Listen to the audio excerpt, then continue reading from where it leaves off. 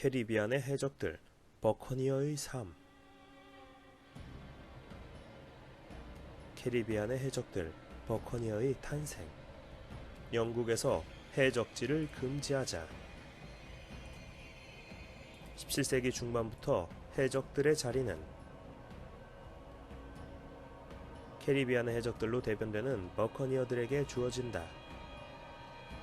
이들은 바다를 떠돌며 살던 사람들로 다국적 다인종으로 이루어진 무리들이었는데 출신은 각양각색이었다. 표류자, 도망노예, 탈주범죄자, 종교 정치망명자 등등이 있었다. 이들이 무리를 지어 살던 대표적인 곳이 서인도 제도의 히스파니올라 섬이었고 오늘날의 아이티와 도미니카가 있는 그 섬이다. 그곳을 근거지로 구걸, 좀도둑질, 사냥을 하며 근근히 살아가고 있었다. 애초에 이들은 큰 말썽을 일으키지도 않았고 다른 사람들에게 해를 입히지도 않았다. 하지만 에스파냐 총독은 이들 버커니어들이 자신의 지배를 받지 않는다는 사실을 도저히 참을 수가 없었다. 에스파냐 총독, 이런 불황자 놈들 모두 다 쫓아버려! 그리하여 에스파냐는 군대를 파견하였고 버커니어들은 투르투가라는 조그만 섬으로 도망쳐 들어와 이곳에서 본격적으로 해적 소굴을 만들고 앞으로는 에스파냐 선달을 공격하겠노라고 복수를 다짐하게 되었던 것이다. 두고 봐라, 원수 같은 에스파냐 놈들. 실제로 이들은 에스파냐 상선들에게 엄청난 피해를 입혔다. 안 와, 영국 놈들도 모자라서 이젠 불황자 녀석들까지 우리를 괴롭히네.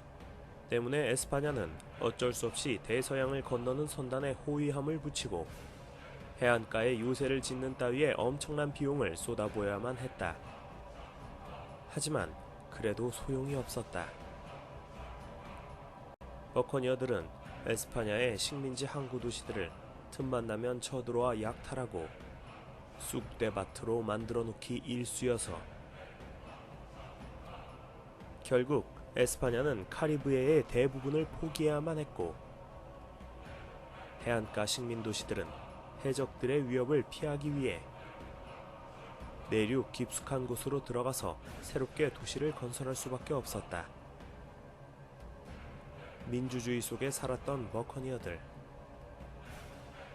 17세기 중반 이후 버커니어들의 수는 더욱 급증한다. 이유는 이랬다. 한때 국가의 영웅으로 칭송받았던 해적들이 전쟁이 끝나고 영국이 패권을 차지하게 되면서 더 이상 가치가 없어지자 토사구팽을 당했던 것이다. 영국 해군 제도, 해적들아 그만하래도 앞으로는 안 봐줌. 그러자 영국, 프랑스, 네덜란드 해적 선장들은 우릴 버리다니, 어디 두고 봐라 영국 놈들. 그렇게 모인 이들은 조직을 위해 단체 행동 강령을 만든다. 선장은 누가 하지? 무엇보다 생사가 걸린 문제이니 전쟁 경험이 많은 사람이 맡으면 좋겠어. 존경을 받는 자, 능력 있는 사람.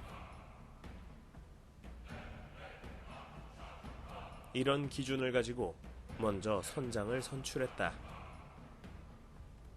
여기서 가문, 학벌, 출신 따위는 필요 없었다. 누구나 선장이 될 수 있었고 선출된 해적 선장은 독재자가 될 수도 없었다. 언제든지 선장을 내칠 수 있다는 조건하에 선장을 맡겼거든. 그렇다면 한번 생각해보자. 당시 전 세계가 왕정사회이자 신분계급의 질서로 유지되던 시대, 캐리비안의 버커니어들만은 세계 유일의 민주사회를 이룩하고 살았던 셈이다. 자유주의 속에 살았던 버커니어들. 버커니어들은 대부분 철저한 자유주의 속에서 살았다. 술을 마시거나 도박을 하거나 매춘부를 상대하는 것도 자유로웠고 심지어 배 안에서 동성연애까지도 허용되었다. 다만 몇몇 반사회적 행위들은 엄격하게 처벌되었다. 예를 들어 약탈물의 일부를 숨겼을 경우에는 무인도에 내다 버리거나 심하면 사형까지도 내릴 수 있었다. 버커니어들의 해적 사업은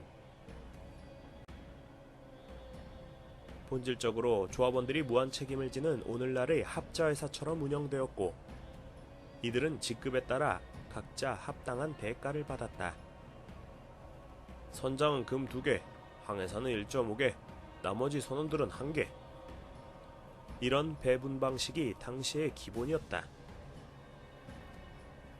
그리고 전리품이 없으면 돌아오는 것이 없다는 것을 누구나 흔쾌히 받아들였다. 해적선의 경우 선원들 모두의 공동 재산이었다. 배를 혼자 훔친 게 아니잖아. 다 같이 힘을 모아 훔친 거지. 그러니까 공동 소유. 버커니어들은 복지 정책까지 가지고 있어서 상해나 사망사고와 같은 유사시에 대비를 하고 있었다. 몸의 일부를 잃었을 때는 금전적 보상이 주어짐. 남편이 죽은 미망인들은 남편의 지분을 받을 수 있음. 이런 식으로 말이다. 게다가 상대방에 대해 꽤나 호의적이었다. 납포한 배의 선원들이나 승객들은 저항하지 않으면 굳이 죽이지는 않는다. 납포된 사람들이 생존할 수 있게 식량은 남겨두고 떠나고, 화물 외에 배까지 빼앗을 때는 안전한 항구까지는 데려다 준다. 이는 무조건 도륙하고 살상을 하던 전통시대 일반적인 해적들과는 마인드부터 달랐던 것이다. 상황이 이렇다 보니 포로로 잡힌 선원들 중에서는 해적들의 자유로운 삶을 부러워하여 해적단에 자청하여 들어가는 경우도 많았다. 400여 척의 배를 납포했던 해적선장 바르톨로뮤 로버츠는 이렇게 말했다. 정직하게 일해야 하는 세상에서는 깡마른 평민들과 낮은 임금, 힘든 노동밖에 없는데 해적 생활을 하면 마음껏 쓰고 배불리 먹을 수 있으며 즐겁고 편안하게 살면서 자유와 힘을 만끽할 수 있다. 위험이라고 해봤자 잡혀서 교수형 당할 것 같을 때 한두 번 정도 출행랑을 치는 것. 이러니 도대체 어떤 사람이 해적이 되고 싶지 않겠는가?